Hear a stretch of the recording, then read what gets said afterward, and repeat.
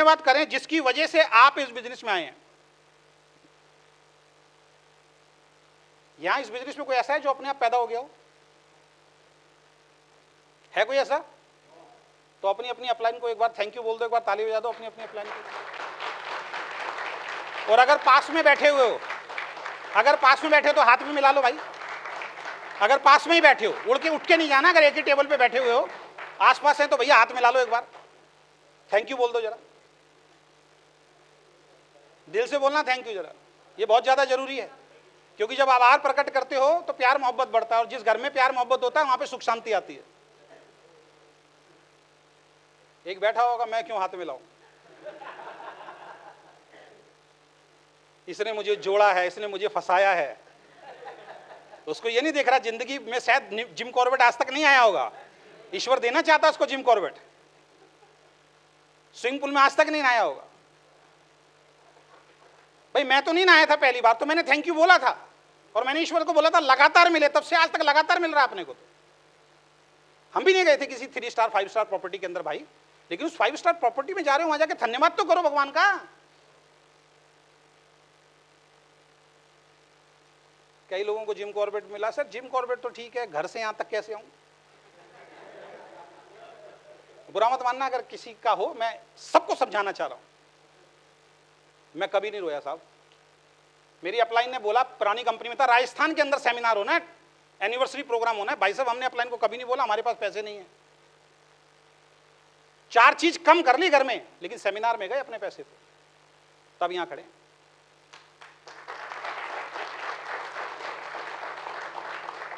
बात समझ में आ रही है सर? तो अपलाइन का धन्यवाद कर दिया, क्योंकि अपलाइन आपकी हेल्प करता है इस बिजनेस के लिए। आप माने या ना माने, अपलाइन आपकी हेल्प करता है। चलिए, रनिंग एक्सपेंसेस लगते हैं इस बिजनेस में। हाँ जी, तो कई लोग ट्रेनिंग सेमिनार में आते हैं, छोटा मोटा टिकट लगता है, उसके लिए रोने लग जाते हैं। अच्छा एक बात बताइए, जब आप स्कूल कॉलेज में जाते होंगे या किसी ने कोई एकेडमिक कोर्स भी किया होगा, आपको क्या लगता है आपके माँ बाप के पास बहुत पैसा था? पेड़ लग रहे थे पैसे में कि आप बोलते थे कि फीस चाहिए तो कहते बेटा ये ले तोड़ा जा। पता नहीं कितनी मुश्किल से पैसा इकट्ठा करके आपको पढ़ाते थे, आपकी फीस का इंतजाम कर देते थे, किस लिए? कि मेरा बेटा मेरी बेटी कामयाब हो जाए। तब आप यहां बैठे हो, तब आप कुछ पढ़े लिखे हो, तब आप 4 पैसे कमाने लायक बने हो, कुछ एजुकेशन आपने ली है लाइफ के अंदर। और डायरेक्ट सेलिंग में बगैर एजुकेशन के कामयाब हो जाओगे? और एजुकेशन लेने के लिए रनिंग एक्सपेंसेस तो लगेगा ना, लगेगा ना। मैं भी आपकी तरह था, ढीठ था बिल्कुल। मैं जब पहली बार एक मीटिंग के अंदर गया था, बुरा मत मानना, मैं जब पहली बार एक मीटिंग के अंदर गया था, इंटरनेशनल कंपनी की मीटिंग थी, और वहां पे मेरी चाची की लड़की मेरे को लेके गई थी, और वहां पे बोले जी एक पेपर मिलेगा, इस पेपर में कुछ काम लिखे हैं जो आपको डेली करने हैं, और वहां काउंटर है सर, वहां पे 2 रुपए दे दो और वो पेपर ले लो। मैं खड़ा हो गया, बाकी सब ले आए। मेरी चाची की लड़की बोली ले ले भाई। मैंने कहा 2 रुपए मैं दूंगा, तू लेके आइए, तू दे। वो चलने लगी, अपलाइन ने सुन लिया, मंजू रुको, इधर आओ, क्या कर रही हो? वो मेरा भाई है ना, मैं 2 रुपए, बिल्कुल नहीं, बिल्कुल नहीं देना। तो मैंने उसकी तरफ देखा, मैंने तू दे दे, 1 लाख का चेक बता रहा है, हकीकत बता रहा हूं मैं आपको। कभी मेरी चाची की लड़की में बता दूंगा मैं आपको, कई बार सुनाया मैंने पुरानी स्टोरी के अंदर ये। मैंने तू दे 1 लाख, मैंने अपनी चाची की इसको बोल 1 लाख कमा रहे, झूठ बोल रहा है, 1 लाख कमा रहे, 1-1 2-2 रुपए हमसे मांग रहा है। तो मेरी चाची की लड़की ने बोला उसको जाके, वो मेरे पास आया, कह रहा भाई साहब 1 लाख कमा रहा हूं, 500 आदमी आए हैं, हर प्रोग्राम में 100 200 300 आदमी होते हैं, और हर प्रोग्राम में पेपर बढ़ता है, जितना कमाता नहीं उससे ज्यादा बांटने पड़ जाएंगे। ये बिजनेस डुप्लीकेशन का है। आपको बिजनेस करना है, आपके सपने हैं, आपके ड्रीम है, पैसा आपको खर्च करना पड़ेगा, एजुकेशन पे कोई नहीं देगा। और उस दिन के बाद कभी किसी से पैसा नहीं मांगा मैंने, कभी किसी को नहीं बोला तुम लेके दे दो। बात समझ में आ रही है सर?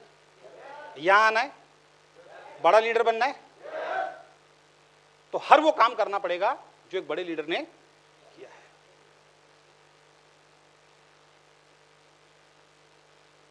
अब कई कहेंगे यार जाने का भी इसको देना था, अब इसने तो ड्रामा डाल दिया यहां पे।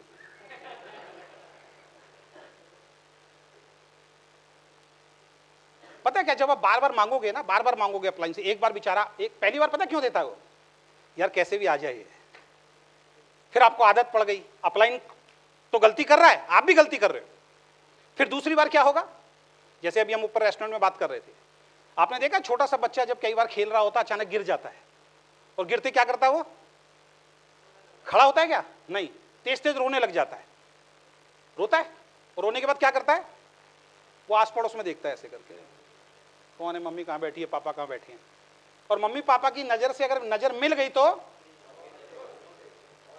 फिर मम्मी क्या करती है, अरे बेटा बेटा, पहली बात तो आजकल के तो माँ बाप ऐसे हैं, वो बस जैसे गिरा ना धड़ाम से भाग जाते हैं।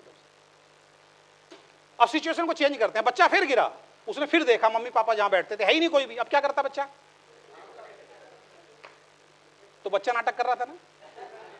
तो ऐसी बहुत सारी डाउनलाइन होती है जो नाटक करती हैं, भाई साहब मेरे पास पैसे नहीं, पैसे होते हैं लेकिन वो नाटक करता है।